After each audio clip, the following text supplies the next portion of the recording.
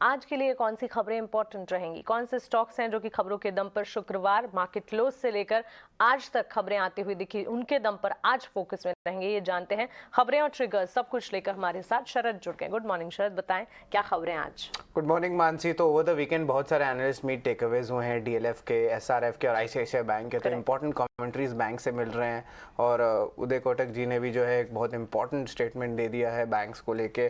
तो of course banks में focus रखेंगे, एनालिस्ट मीट में रखेंगे। लेकिन अब बात करते हैं स्टॉक स्पेसिफिक। तो पीबी फिनटेक में जो है यहाँ पे मॉर्गन स्टैनली ने जो है लगभग 0.6% स्टेक एक्वायर किया और सोसाइटी जनरल ने भी जो है 0.6% स्टेक एक्वायर किया। याद रखिए आपके जो सॉफ्ट बैंक है उन्होंने थोड़ी सी स्टेक बेची है। सीसीएल प्रोडक्ट में जो है डीमर्जर हुई है उनके मार्केटिंग और डिस्ट्रीब्यूशन बिजनेस जो कॉन्टिनेंटल कॉफ़ी को लेके।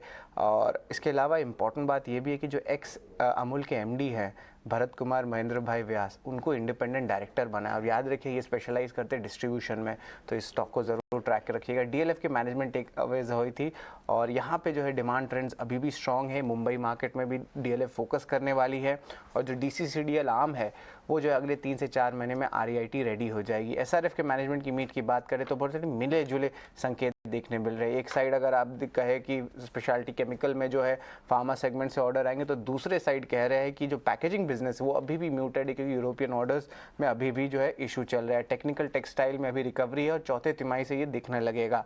तो एक टाइप से कह सकते हैं मिले जुले जो है संकेत एसआरएफ के मैनेजमेंट मीट के टेक अवे से आ रहे। संवर्धन मदरसन इंटरनेशनल समिल उनकी भी एनालिस्ट मीट हुई है और यहाँ पे 2025 का जो गाइडेंस है आगे ग्रोथ का, उसमें उन्होंने कहा कि रेवेन्यू जो है वही रहने वाली है, $10 बिलियन FY22 में है, अब वो जो है बढ़ के $36 बिलियन हो जाएगी। और इसके अलावा जो है मैनेजमेंट जो है बहुत सारे एक्विजिशन अपॉर्चुनिटीज़ ढूंढ रही हैं और लगभग एक्विजिशंस में $2 बिलियन का फंडिंग लग सकता है। अब ये दो तरीका से होगा, एक तो इंटरनल एक्रूवल से हुआ जो उनके खुद के रिजर्व्स है और दूसरा होगा फंडिंग को लेके। तो ज़रूर स्टॉक को ट्रैक करेगा। तो हमने 3 इंपॉर्टेंट मैनेजमेंट मीट टेकअवेज कहा। अब जो है आपके बात करेंगे आशियाना हाउसिंग की। यहाँ पे उनके एक हाउसिंग प्रोजेक्ट है पिंक सिटी इंफ्राकॉन के साथ जयपुर में, लगभग 4 लाख स्क्वायर फीट का एरिया है। तो यहाँ पे जो है मिड कैप स्पेस में एक्शन देखने मिल सकता है। अल्ट्राटेक सीमेंट में 1.8 मिलियन टन्स पर एनम का एक ग्रीनफील्ड ग्राइंडिंग कैपेसिटी को जो है कमीशन किया गया है। अब जो है उनकी सीमेंट जो मैन्युफैक्चरिंग कैपेसिटी वो लगभग 120 मिलियन टन पर एनम हो जाता है। Ion exchange mid cap company है, 340 करोड़ का लगभग ऑर्डर आया आईओसीएल से। आईसीआई बैंक में भी जो है इंपॉर्टेंट एनालिस्ट डेट था और यहाँ पे जो है स्टेटमेंट आ रही है कि जो मैक्रो टेलविंड्स हैं सबसे बेहतरीन देखने मिल रहे हैं लास्ट 37 ईयर्स में। लॉम्बार्ड की स्टेक सेल भी होने वाली है और बैंक जो है अपने डिजिटल एस्पेक्ट पे जो ऑफकोर्स फोकस करे। अब याद रखिए bank one of the top gainers रहा है पिछले 2 साल में। एचडीएफसी बैंक और कोटक बैंक को जो है आउट परफॉर्म किया है। इसकी जो डिजिटल थीम है उसके कारण भी बहुत इंप्रूवमेंट और आप कह सकते हैं कस्टमर एक्विजिशन देखने मिली है। महिंद्रा फाइनेंस का ऑपरेशनल अपडेट आया है नवंबर के लिए।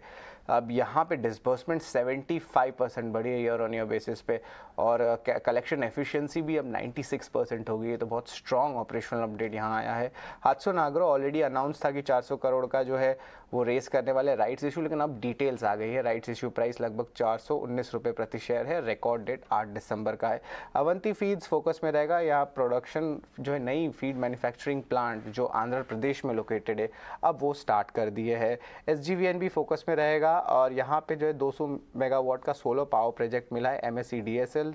अब इस टोटल इन्वेस्टमेंट 1200 करोड़ का पड़ने वाला है। और फिर अदानी पोर्ट्स का अपडेट आया है नवंबर को लेके, जहाँ पे इनके जो कार्गो वॉल्यूम्स है अब वो 6% बढ़े हैं ईयर ऑन ईयर बेसिस पे और अगर ड्राई बल्क कार्गो की बात करें तो वो लगभग 2% बढ़े हैं।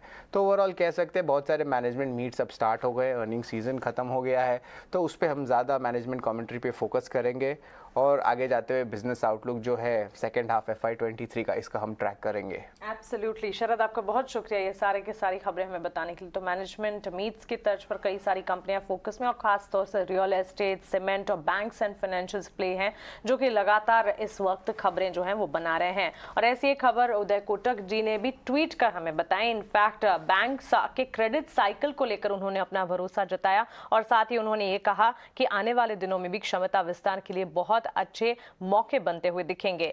उन्होंने ट्वीट कर केपेक्स साइकिल बढ़ाने का सही समय है ये कहा। साथ ही देश में केपेक्स बढ़ाने के लिए एक अच्छी अपॉर्चुनिटी बिल्ट हो रही है। कॉर्पोरेट इंडिया अभी भी निवेश को लेकर कुछ कंसर्न या कह सकते हैं कि थोड़ी सी हिचक जता रहे हैं, लेकिन बावजूद इसके अपॉर्चुनिटीज को जरूर समझना चाहिए, ये कहना था उदय कोटक का। ऊंचे कैपेसिटी यूटिलाइजेशन के बावजूद केपेक्स में कंसर्न्स खड़े हो रहे हैं, लेकिन अभी भी बहुत कम कंपनियां केपेक्स पर विचार कर रही हैं। अगर केपेक्स को सही तौर से किया जाएगा तो फिर ये पूरा सेक्टर है जो कि और ज्यादा तेजी, जिसमें एक्शन है, और ज्यादा एडवांसमेंट और डेवलपमेंट नजर आएगी।